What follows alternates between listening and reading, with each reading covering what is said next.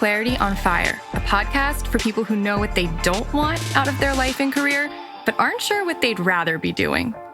In a world where it's easy to exist, but hard to feel alive, we, Kristen and Rachel, 2 certified life and career coaches, are here to help you cut through the information overload, get unstuck, and focus not just on how you can have a career you're passionate about, but how to create a whole life that feels fulfilling. So join us here, where we serve up inspiration and down-to-earth wisdom in a way that only 2 best friends can. We want you to experience the relief of knowing that, yes, you're allowed to want more out of your life and career. And no, you don't have to wander through the dark anymore. Our job is to light the fire that shows you the way. Let's go.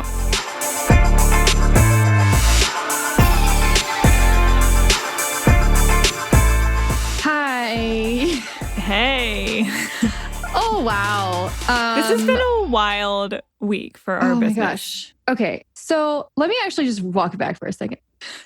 The reason that we're here today is because this was supposed to be a normal person episode, but our normal person had to go to the doctor unexpectedly. She's okay, but we're going to have to push that back. Hopefully, we're going to do it in a couple weeks, fingers crossed. And so maybe she'll be back kind of like in the expert interview slot.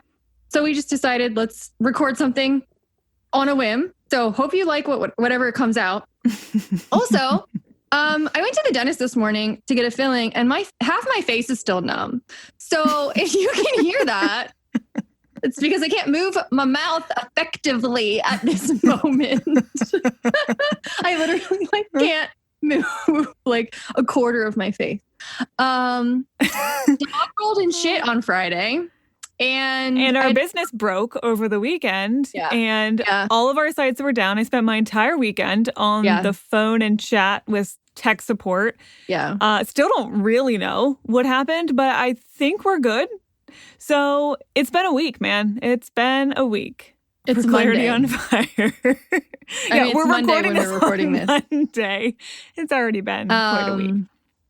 We're not in the same room, so if you forgive any audio quality that's not the same as usual.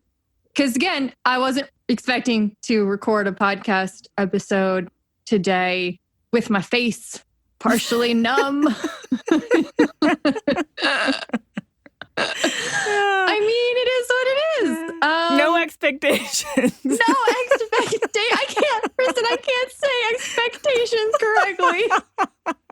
Oh, no. Expectations. I can, but it's hard. P's are difficult and B's are also difficult. Like ones that really require lip movement are difficult. This feels like the speech challenges like a toddler has when they're first trying to figure it out, you know? Yeah. It's pretty ugly. I'm glad that you can't see it.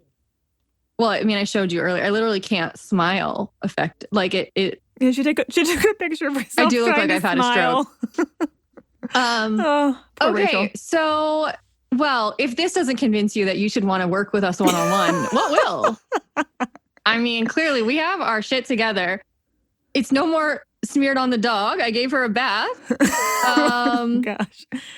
Yeah, that was a really great Friday to have to like give my dog a bath in my shower in the middle of the day because she just decided I really want to smell like whatever this is.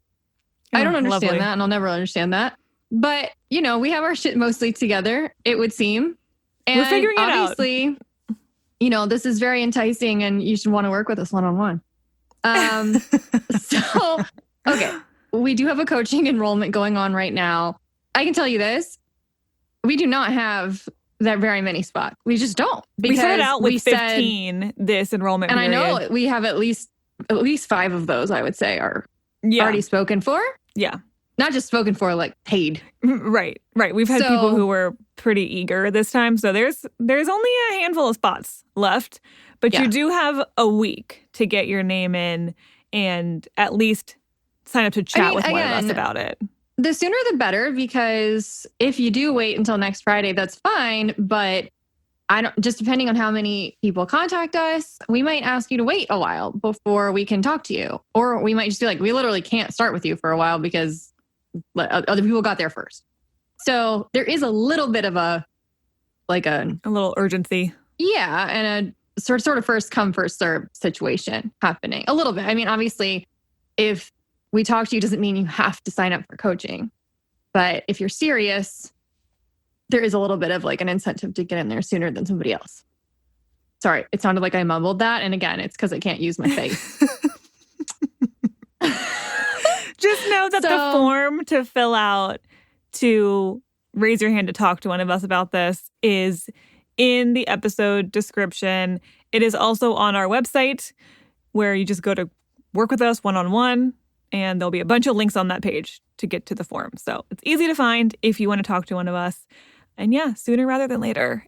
Apologies if any clients listening to this, anyone who may have tried to contact us between like Friday afternoon and Sunday, really Sunday afternoon probably. There's no guarantee we got your email. We think we got the emails that, because not only were all of our websites down, our email was down. Our whole domain was I mean, our business was broken. For like 48 hours. So yeah, if anyone's listening to this and you think that I'm ignoring your email, just please shoot me another email. I might not have gotten it. Yeah. Just follow up if you're unsure. And I would be very appreciative to know. Because I don't want to ignore anyone. I think we're getting them like kind of belatedly, but I do think some may have just gotten lost in the ether, never to be seen again. Yeah. So, well, that way. And Mercury's not even in retrograde, is it? It's about to be. It is. I think we're in like I don't understand astrology, but I think we might be in like the shadow of Mercury retrograde, which would make some of this make a little bit more sense. Okay. There's so much going on. I feel like it's got to be bigger than us. Every once in a while, things just go to shit, like literally and figuratively. And it's okay. I mean, you bounce back. I can't say bounce very well. Okay.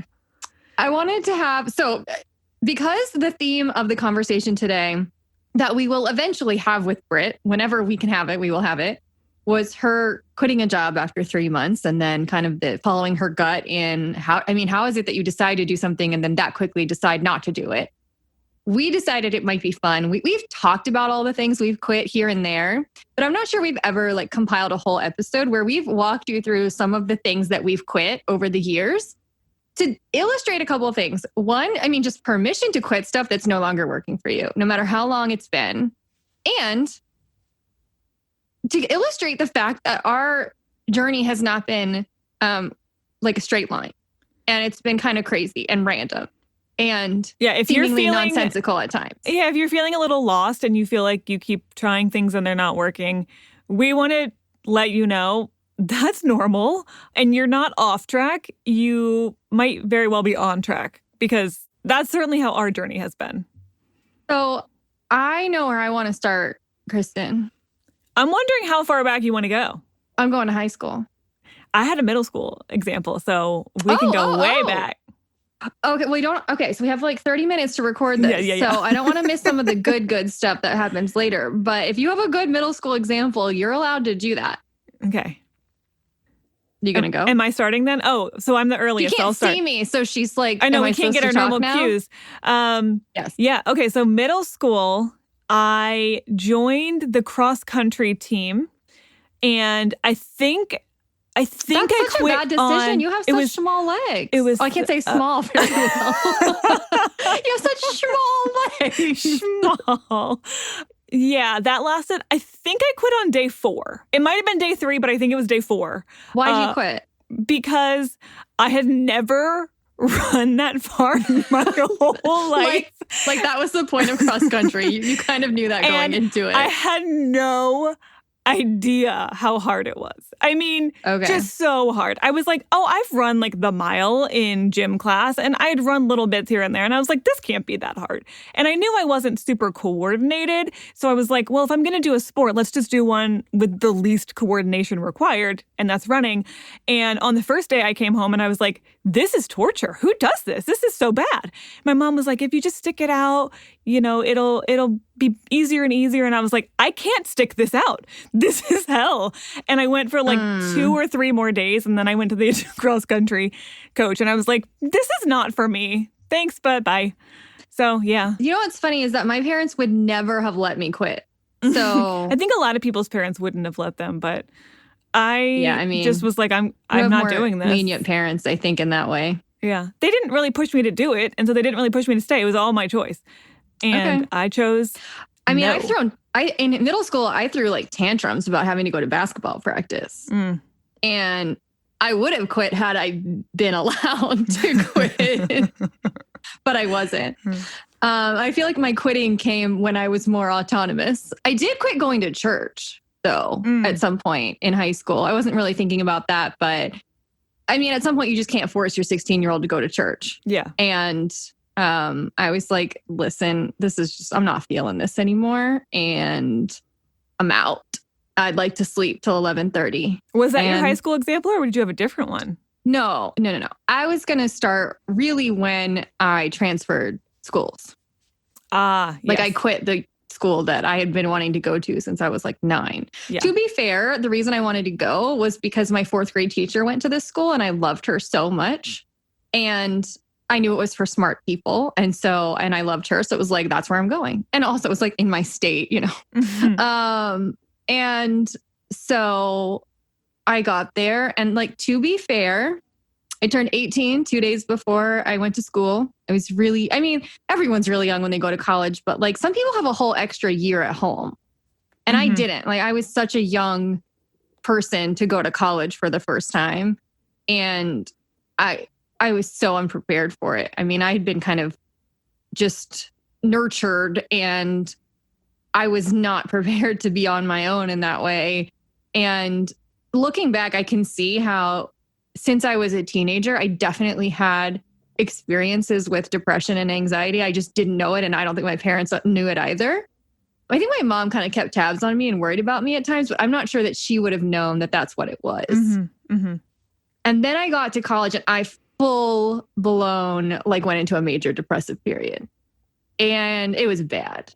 But I didn't know that's what it was. And honestly, my parents didn't recognize it either. I mean, this is one of the things where looking back, I'm like, oh, it's so important that people in your life be able to recognize the signs of depression, because like, that's just not something that a lot of people know about if they don't have experience with it. And if you don't have any perspective because you're in a depressed state and you don't really recognize what's going on because you're so enmeshed by it. Yeah, you need people to be like, hey, something's going on. And I thought it was because my boyfriend and all my best friends went to the same school, like 2 hours away from me. That's what I believe. Like, that's what I was feeling all this. And of course that was contributing to it. But I realize now I would have probably I would have entered into a depressive state either way, but that kicked it into it threw gasoline on the fire. So I spent like that entire year, I mean, just like crying every day and miserable. And by like October or November or something like that, I was like, I'm leaving, I'm transferring. And I couldn't leave in the middle of the year. I had to like stick it out till the end of the school year. But I transferred, and no one does this. No one leaves that school for the one we went to. No. Like, it was a step down. There's literally no other way to say it. Like academically, there's no comparison. Like, no one does that. And I was like, I quit this school that I've been wanting to go to like for a decade. And it was a much better fit for me. Like, academically, like it's like at least half the size. It's a smaller school. Nope. I was like, I'm going to go where my boyfriend and my best friends are. And I quit. And like, I did not care at all. Like, my mom was furious. Understandably, she was furious. Sure. Furious that I would leave such a good school for like a boy. That's what it came down to. And I didn't care. I didn't care about the shame. I didn't care about the repercussions. I didn't care. I mean, I was like, when you're that miserable. Rails. Yeah, I was off the rails, like mentally speaking. Yeah. But I didn't care. Yeah. And I just kind of blew up this whole, whole academic experience. And I just like for a straight A student too, you know, to get into this really good school and then to just like flip the bird on the way out was definitely like something I don't think my parents had been expecting. And to go to like basically a party school. That's where you and I ended up. That's where we met. Yeah. Okay. So this is so great because you'll see why we had some things in common when we first met. So the school that Rachel quit after a year is a school I also got into and had been wanting to go to for years. And I didn't actually go because I turned it down ahead of time to go to the school that we actually ended up going to. Guess what? for a boy, but not even a boy who was at that school, a boy who was going to a military school. And so we'd been dating for 3 years, which when you're 18 is forever. You think that's your soulmate, right? So that's the person who clearly I was going to marry and have babies with. So if he's going into the military, guess I'm going to do it too, but I'm not going to like a whole military school. That was crazy. I went to the state school that had a Corps of Cadets program.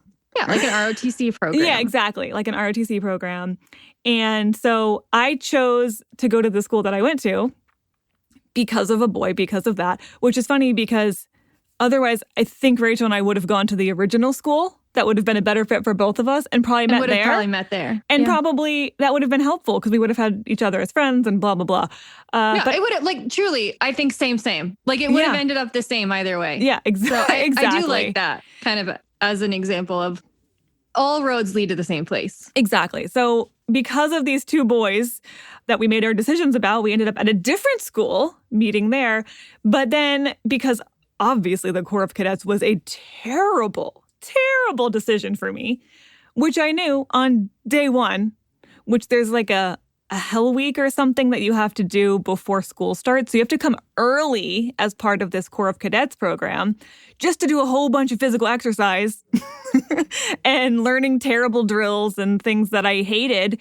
Day one, I was like, this is a gigantic mistake. So I had to quit that program too. The only caveat was you had to do 6 weeks of the program. And if you quit within the first 6 weeks, you have to quit all of school for a semester. You cannot come back until the next semester. So I quit on the day I hit the 6-week mark. And I was like, peace out. I hate this. Oh, also the boyfriend broke up with me because, of course. In a letter. Yeah. So that all was, did not go how I expected and I had to quit everything. But here we are. It all worked out. I just find it so funny that the person who quit cross country was willing to go through hell week, like arguably much harder because of a boy. Like you had proper incentive. Sure. Yeah. In middle school, I didn't have any of that. I mean, there wasn't like a cute little thing on the cross country team that you could chase after. Probably, though. But I don't think I could have kept up.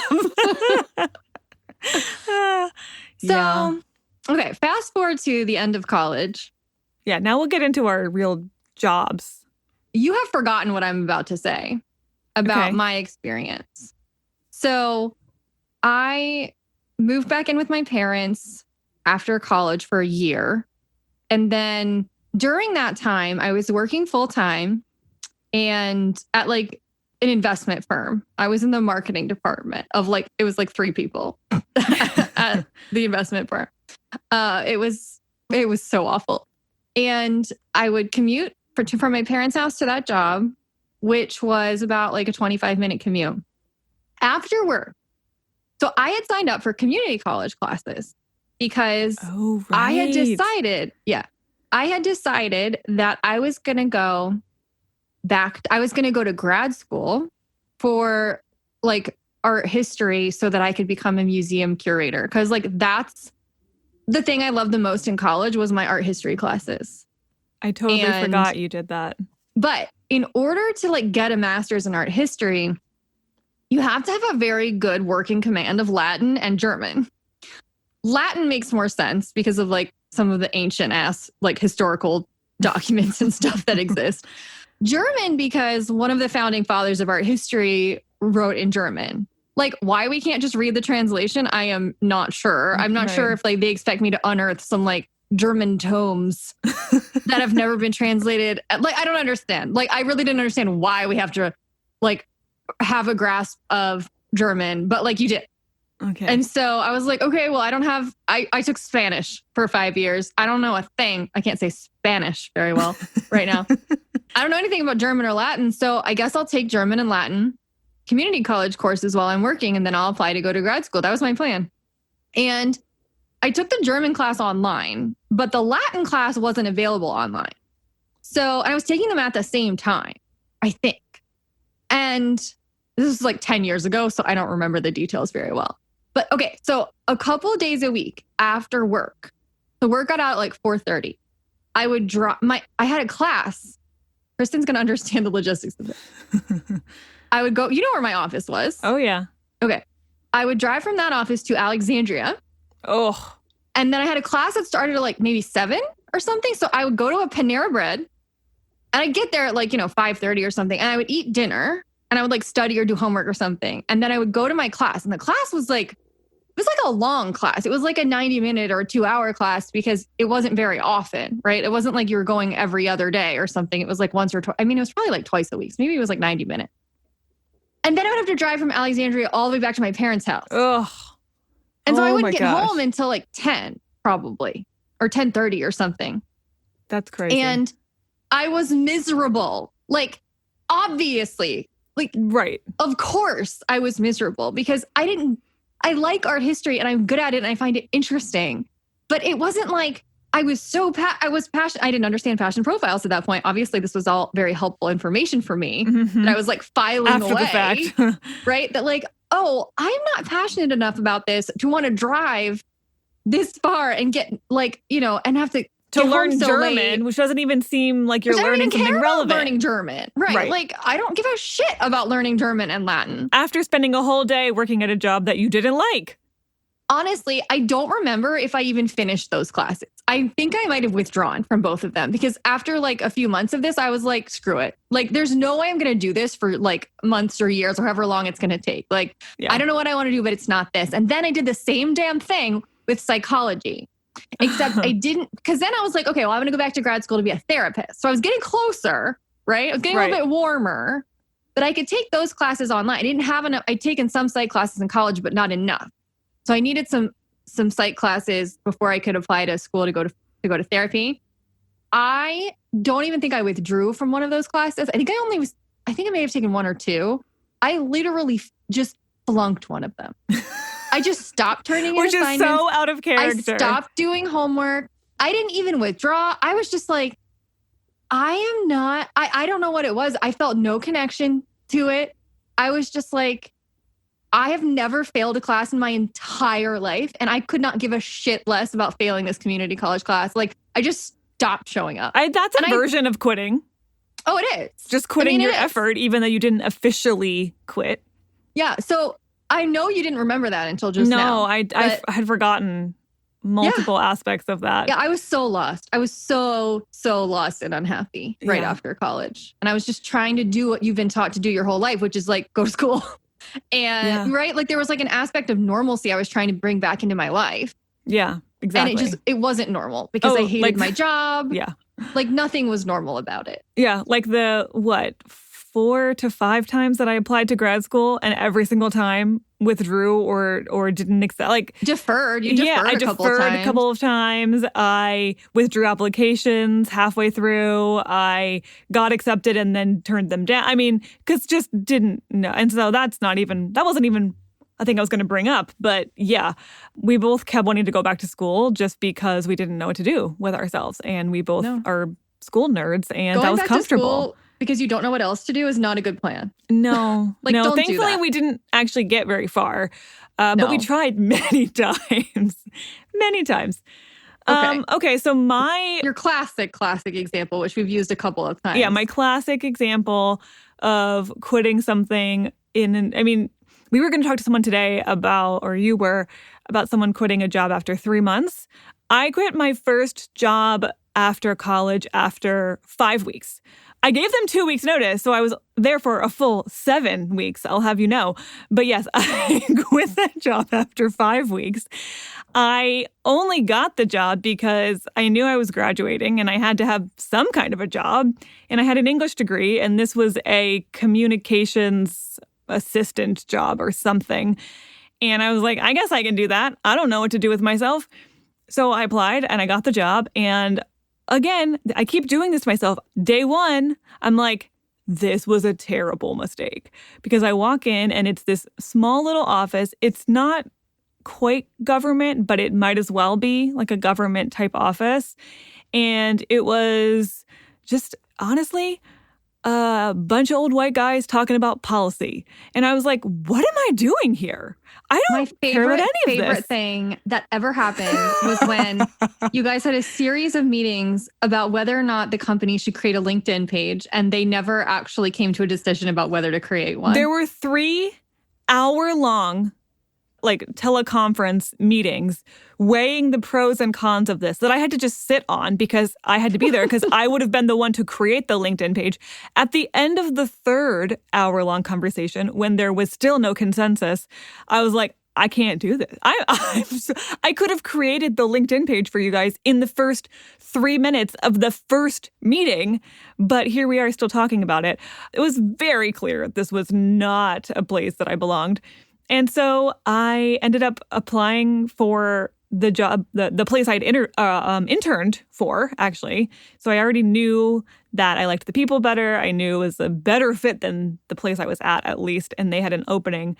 So I took the new job and I gave my notice after 5 weeks. And that, let me tell you, was a terrible conversation to have with my boss. Oh, yeah. You got accused of being disloyal, which I find hilarious. Like, what have you done to earn my loyalty exactly? Other than have a series of meetings that prove that you have no idea what you're doing. And pay me terribly because I was a brand new grad and they could get away with it. Terrible pay. Poverty level terribly. Like, you couldn't have lived on it had you not been living with your parents. No, I also lived with my parents for a year, and I had to because at least at the beginning, there was just no money. So I ended up crying in that meeting, which I didn't want to do, but hey, that's what happened. And then he was kind of nicer to me. So that was a terrible conversation, but then I moved on. And then I had another job that I was at for a little over a year, maybe like a year and 3 or 4 months. And I quit that job because I wanted to move to the area where Rachel was. I didn't want to live in my city anymore anyway. It was where I grew up. I was ready for a change. I moved to clear to where Rachel was so that we could start a business. We didn't know what kind of business. We had no idea. We were going to start one. We were going to start something, and clearly I just had to be there. At the time, we wanted to write a book, and we were kind of like writing a book about relationships. Remember? Okay, well, maybe that was we knew we were going to do something together, and I was like, well, I don't want to live here. I don't know what to do with myself. Rachel and I are going to do something, a business or a book or I don't know, but let me just go there because I like the area, and we'll figure it out. No, because I remember that, you'd moved up there and it was maybe 6 months, it was a few months in, and it was like, we're not actually working on this. We're not actually doing anything at that. It was right before we kind of discovered coaching and decided to go to IPEC. Right. We were writing the book though, which eventually we quit writing the book as well. Thank goodness. We did. We did that instead of working during the day. We were supposed to be working. We were just writing our book. Chat each other and send each other drafts of the book from our respective jobs. Because we were so bored. That's actually kind of motivated of us. Yeah, it was. I'm actually impressed that we did that. Okay, so I quit that job that Kristen's talking about, the one that I was commuting to go to school, to community college from. Oh, I didn't have a plan. I just quit the month I enrolled in coach training.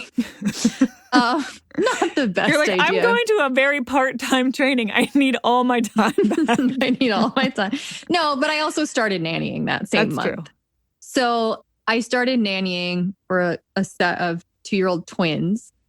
And I did that for 8 months. I did that basically from May till December. And then I quit that, which I felt really bad about that because when you hire a nanny, you're not looking to only have them around for 8 months. Your kids have gotten used to them. And I did feel bad about that, but I had no money anymore. I was so desperate to get out of my job. So much of my life up until I guess I became a coach even after that, but it was all just in reaction to something. Absolutely nothing I did was proactive. Everything was a reaction to the thing that just happened before. Yep. And so I was so miserable in my job that I was I don't know. I don't have no plan. I didn't make a budget. I just took a 25-hour a week nannying job, and I was doing a 5-hour a week-ish coach training program. You add that up. One of those things is not paid. And it doesn't add up to a full-time pay. And I had a good deal of savings because I'd been living with my parents and spending no money. But I basically blew through almost all my savings and racked up debt. until I got to December. And then was like, I guess I need another job, because turns out you're not just going to like make a bunch of money from coaching before you've actually even finished training. Much less start a business. So I quit nannying and I started a job at a law office that I did for a year while finishing up coach training. And Kristen and I were at the this was 2013, the very beginning of starting our business.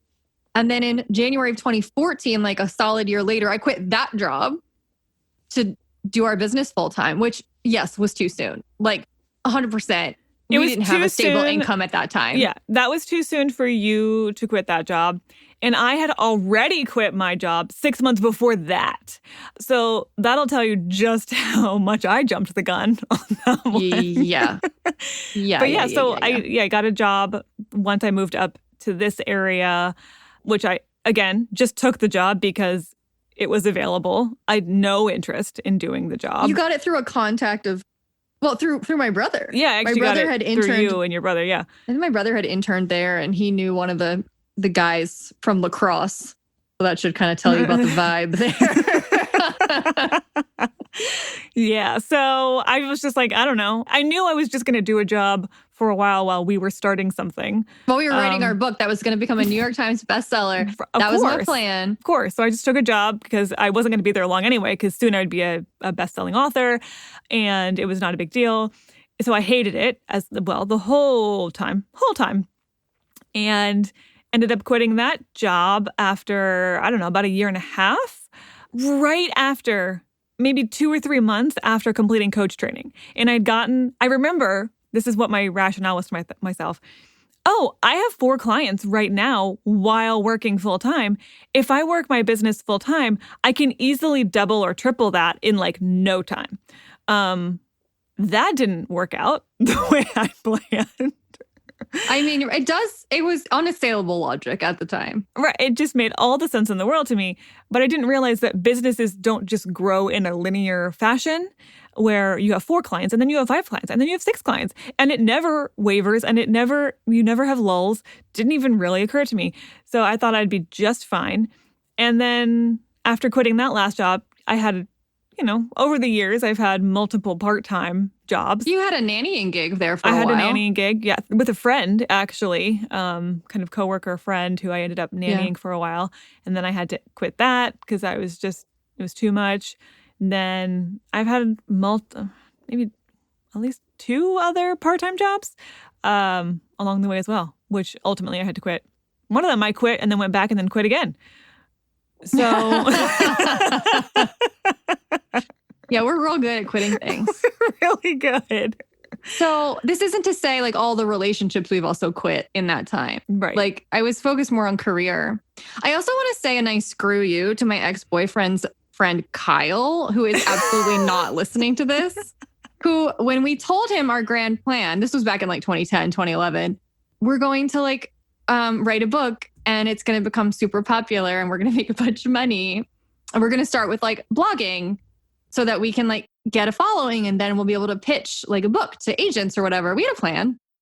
He was like, that's not going to work. And I just want to say, fuck you to Kyle. Because I'm not a New York Times bestselling author, but I have been supporting myself full time in my own business where I've done a lot of blogging and where thousands of people are currently listening to me mostly pronounce words correctly today. So eat that, Kyle. I don't even remember his last name. Oh man. So, okay. I wish I could just keep blabbing, but I have a call in like 8 minutes that I have to go to because again, we weren't really planning to podcast today, but I wanted to share this long rambling, embarrassing series, somewhat embarrassing series of events because I think it should have illustrated if we did it, correctly, a couple things. One, you do not have to have your shit together. You do not have to know what you're doing. You do not have to have a plan even. Permission, even if you're like reacting from one thing to another, you know what? Even then it can work out. I'm not saying that it needs to be like that. I think when Kristen and I enrolled in coach training, it's not like it solved all of our problems, but it very, very much was a turning point in our lives where we started contemplating what it means to be proactive instead of just react to the last thing and the last thing and the last thing that just happened. Mm-hmm.